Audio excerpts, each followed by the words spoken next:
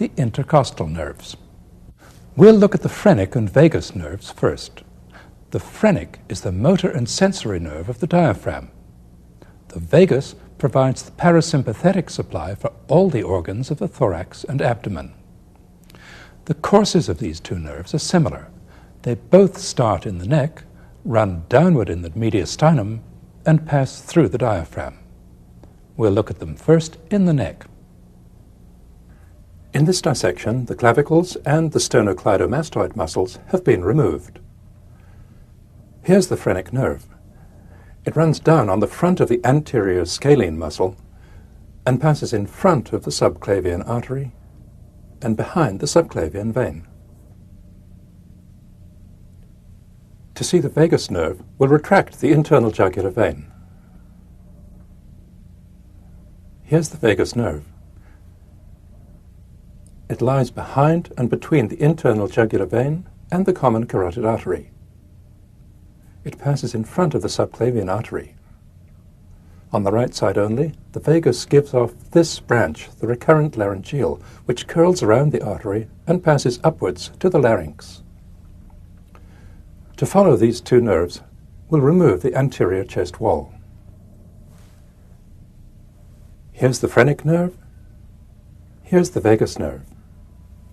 The phrenic nerve passes behind the subclavian vein, which has been divided here, and runs downward in the mediastinum, in front of the root of the lung, close to the superior vena cava and right atrium.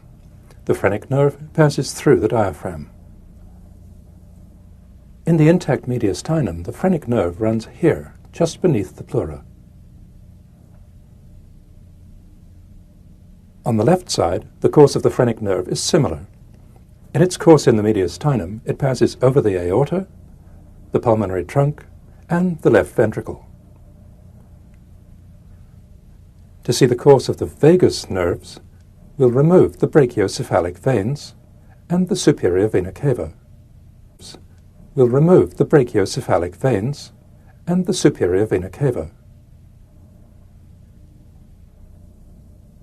On the right side, the vagus nerve passes downward and backward, close to the trachea, to reach the esophagus. It breaks up into several branches as it runs down along the esophagus.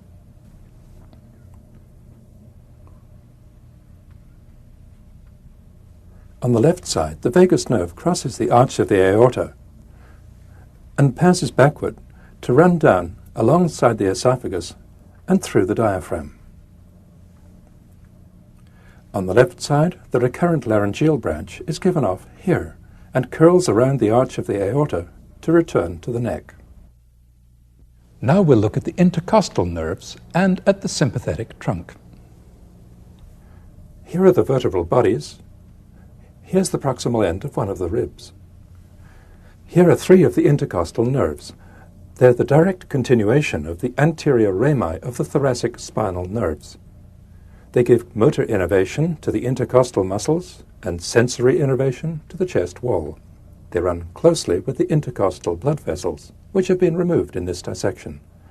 This slender, irregular cord is the sympathetic trunk.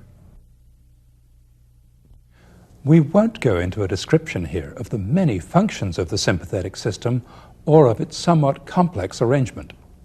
The details that follow are shown on the premise that you've either just learned about these things or that you're just about to do so.